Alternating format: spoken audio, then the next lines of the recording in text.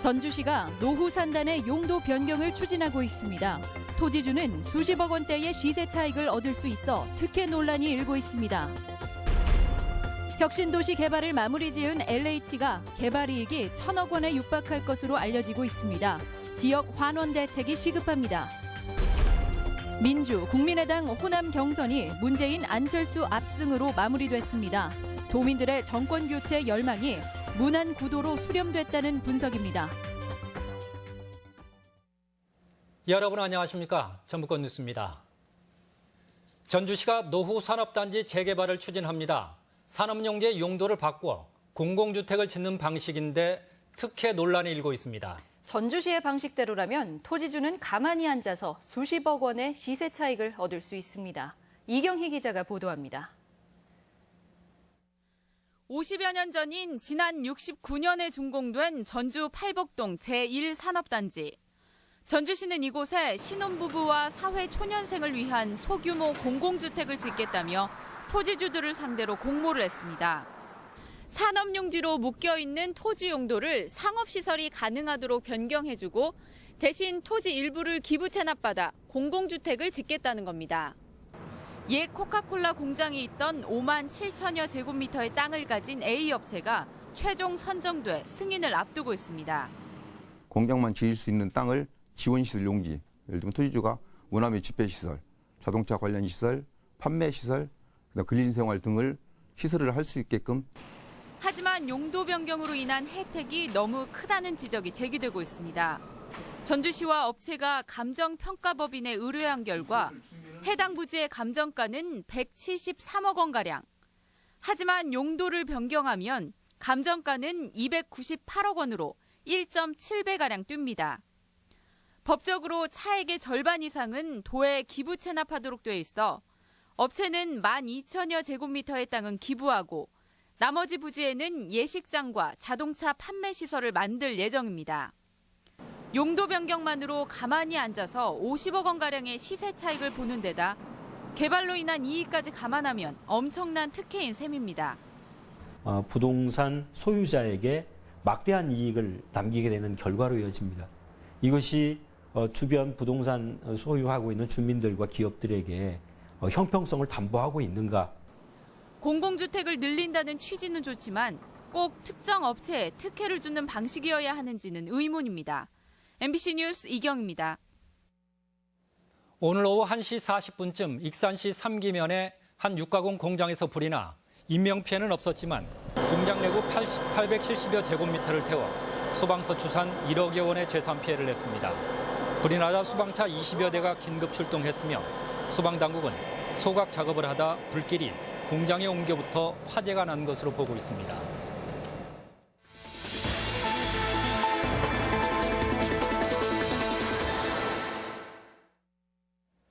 작년 말 전북 혁신도시 조성이 마무리됐는데 개발 이익만 1,000억 원대로 추정됩니다. 당연히 지역에 환원해야 할 몫일 텐데요. 어찌된 일인지 개발 주체는 정보조차 제대로 공개하지 않습니다. 먼저 유리용 기자입니다. 2007년 4월 착공한 전주 완주 혁신도시. LH와 전북개발공사가 나누어 사업을 맡았는데 지난 연말 공사를 완료하고 지자체와 사업비 정산을 진행하고 있습니다. 용지 처분 총액이 1조 8,200억 원에 달해 막대한 수익이 예상되지만 LH는 개발 이익에 대한 정보 공개를 극도로 꺼리고 있습니다. 지금은 좀 말씀드리기가 좀 어려운 상황입니다. 우선은 좀 자료가 확정이 돼야 되지 않겠냐. 계속 유동적이고 한데.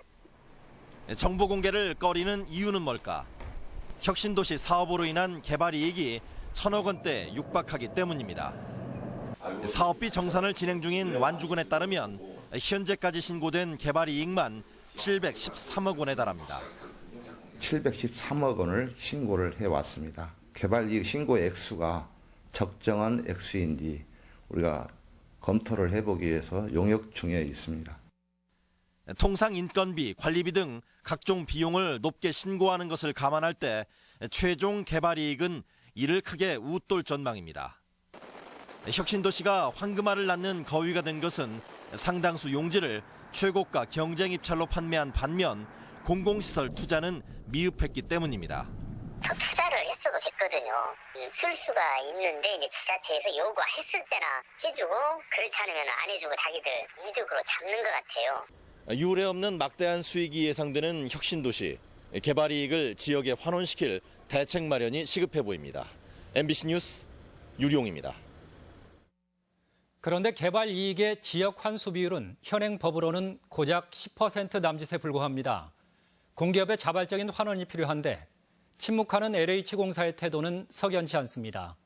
계속해서 박찬익 기자입니다. 현행 개발이익 환수에 관한 법률에 따르면 사업 시행자는 이익의 25%만 개발 부담금으로 납부하면 그만입니다. 절반이 국고로 들어가기 때문에 전주시와 완주군은 12.5%만 환수가 가능합니다. 현재 신고된 개발이익 713억 원 가운데 90억 원 정도로 나머지 600억 원 가량은 고스란히 LH 등의 수익이 됩니다. 지자체는 사업비 부풀리기 등으로 숨겨진 개발이익이 있는지 확인해 최대한 많이 징수하겠다는 계획입니다. 관리비랄지 인건비 이러한 부분들을 저희가 인정할 수 없는 부분들이 포함되어 있는가, 계상에 돼 있는가. 하지만 더 중요한 것은 땅 짚고 헤엄치기나 다름없는 국책사업 수행으로 발생한 막대한 수익을 지역사회로 환원시킬 방안입니다. LH 등은 개발이익 규모에 대해 쉬쉬할 뿐 주민 편익시설 제공과 같은 사회공헌 활동은 외면하고 있습니다. 현재 생태통로 개설에 50억 투자를 요청했고 이 밖에도 개발이익 환수를 위한 다양한 투자 사업을 발굴 요청할 계획입니다. 특히 LH 전북본부는 올해도 도내 사업비를 동결하는 등 지역 내 재투자보다 돈을 빼가는 데만 주력하고 있다는 지적이 나오고 있습니다. MBC 뉴스 박찬익입니다. 민주당과 국민의당의 호남 경선 결과 도내 민심은 대세론에 힘을 실어줬습니다. 정권 교체를 바라는 도민들의 열망이 반영된 결과로 분석됩니다. 김하연 기자가 보도합니다. 민주당 문재인 후보는 호남 경선에서 과반이 넘는 득표로 압승하며 대세론을 확인했습니다. 안희정 후보는 예상과 달리 큰 표차로 2위에 그쳤고 3위 이재명 후보와의 차이도 1%에 불과했습니다. 저 문재인이 정권교체 책임지고 기필코 성공한 대통령이 되겠다고 동지 여러분께 자신 있게 보고드립니다. 문 후보의 압승 조짐은 이미 지난 22일 전북 현장 투표에서 나타났습니다. 당시 문재인 후보는 66%를 얻어 18% 안희정, 15%의 이재명 후보를 크게 앞섰는데 이 같은 결과가 언론에까지 유출되며 논란이 일었습니다. 그런데 문 후보의 압승은 국민의당에 적지 않은 영향을 미친 것으로 보입니다. 사흘 뒤 열린 국민의당 전북 경선 결과 안철수 후보는 무려 72.6%의 압도적 1위를 기록했습니다. 도내에서도 상당한 지지세를 지닌 손학규 후보는 힘 한 번 제대로 쓰지 못하는 등 반문 중도층의 견제 심리가 안 후보 쪽으로 급격히 쏠린 것입니다. 압도적인 지지 보내주십시오. 반드시 기필코 대선 승리로 보답하겠습니다. 전북은 전통적 민주당 지지층이 문 후보를 선택한 가운데 국민의당 지지층과 중도 세력은 안 후보로 힘을 결집하고 있다는 분석입니다. 바로 이 정권 교체를 이루라고 하는 이 도민들의 열망이 이 속에 포함이 돼 있다. 안철수 국민의당 전 대표에게도 또한 많은 표를 던져줬는데요. 이 또한 비문 세력과의 그러한 경쟁을 통해서 정권 교체를 이루라고 하는 대선 본선 주자들이 조만간 윤곽을 드러낼 예정인 가운데 전북의 표심은 문재인과 안철수 두 후보 간 대결 구도로 수렴해가고 있습니다. MBC 뉴스 김하연입니다. 문재인 후보 지지 모임에 우석대 학생 동원 의혹에 논란이 커지고 있습니다. 국민의당은 출정식에 참석한 대학생들을 문 후보 쪽에서 동원한 것이 아닌지 의심된다며 철저한 수사를 촉구했고 바른정당도 문재인 대세론이 학생을 동원해 만들어낸 것이냐며 사과를 요구했습니다. 민주당은 이에 대해 문재인 후보와는 아무 관련이 없는 일이라며 대응을 자제했습니다. 현장 실습 여고생 사망 사건 공동대책위원회 등은 오늘 전라북도 교육청에서 토론회를 열어 특성화 고등학교 학생들이 전공과 무관하게 과도한 감정 노동이나 주유소, 편의점 등 단순 노무로 내몰리는 현실을 강하게 비판했습니다. 또 부당한 임금 지급에도 교육당국은 실태조차 파악하지 못한다며 현장 실습 학생들의 법적 지위를 명확하게 하는 등 대안 마련을 촉구했습니다. 법원이 조류 인플루엔자 AI 예방을 위한 살처분 집행정지 신청을 기각했습니다. 예방적 살처분이 필요하다고 본 건데요. 농장주와 시민단체는 즉각 반발했습니다. 보도에 강동엽 기자입니다. 닭 5,000마리를 키우는 익산의 한 농장은 지난 13일 법원에 살처분 집행정지 신청을 냈습니다. 동물복지농장으로 밀식 사육을 하지 않아 닭이 건강한데도 지자체와 방역당국이 예방적 살처분을 결정했기 때문입니다. 동물보호 시민사회단체까지 나서 부당함을 호소했지만 법원은 집행정지 신청을 기각하며 지자체의 손을 들어줬습니다. 살처분에 대한 피해 보상이 이루어지는 데다 살처분을 막는 것은 AI를 차단하려는 사회 전체의 이익에 중대한 영향을 미칠 수 있다는 겁니다. 회복하기 어려운 손해가 발생할 우려가 있다거나 절차에 정지할 긴급한 필요가 있다고는 인정되지 않는다는 취지입니다. 농장주는 납득할 수 없다며 분통을 터뜨렸습니다. 불합리하죠. 저희가 오늘까지 아침에까지 건강하게 안 낳고 있는 애들을 어떻게 묻어요? 죽일 수가 없잖아요. 시민사회단체도 반발했습니다. 해당 농장은 AI 잠복기가 지나도 닭이 멀쩡하고 주변 농장들의 살처분으로 바이러스 전파 가능성도 없는데도 정부가 살처분을 밀어붙이고 있다는 겁니다. 특히 이는 지난 2012년부터 도입된 동물복지제도의 근간을 흔들고 있다며 심각한 우려를 나타냈습니다. 정부의 외면에 전국 동물복지농장 80곳이 존폐를 고민하고 있다는 겁니다. 동물단체, 환경단체들이 정부의 대집행에 맞서서 적극적으로 저항을 할 것이며 관련 법들을 개정해 나가는 데 있어서 적극적으로 노력해 나갈 예정입니다. 농장주는 법원의 결정을 받아들일 수 없다며 2심 법원에 즉각 항고한다는 방침이어서 살처분 논란은 당분간 계속될 전망입니다. MBC 뉴스 강동엽입니다. 고창경찰서는 특수공무집행 방해 혐의로 구속수사를 받고 있는 40대 주부 정모 씨가 지난 13일 무모한 도주국을 벌이며 파손한 경찰차 6대의 수리비가 1,000만 원에 이른다고 밝혔습니다. 수리비는 보험사가 우선 지급한 뒤 정 씨에게 구상권을 청구할 계획이어서 손해배상 책임도 불가피하게 됐습니다. 오늘의 간추린 뉴스입니다. 6.15 공동선언실천 전북본부는 풍남문 광장에서 1만 도민 평화선언운동 선포식을 갖고 새 대한민국 핵심 과제는 한반도 평화를 실현하는 것이라고 밝혔습니다.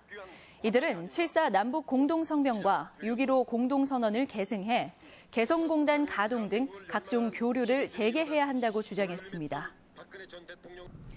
전북과 광주, 전남 등 3개 광역자치단체장은 내일 정책협의회를 갖고 전라도 천년 기념사업 30개를 확정할 예정입니다. 3개 시도는 내년 10월 18일을 전라도 천년 기념일로 정하고 전라가명에서 기념식을 가질 예정이며 천년사 편찬과 새천년 공원 조성, 전라도 천년숲 조성에 나설 계획입니다.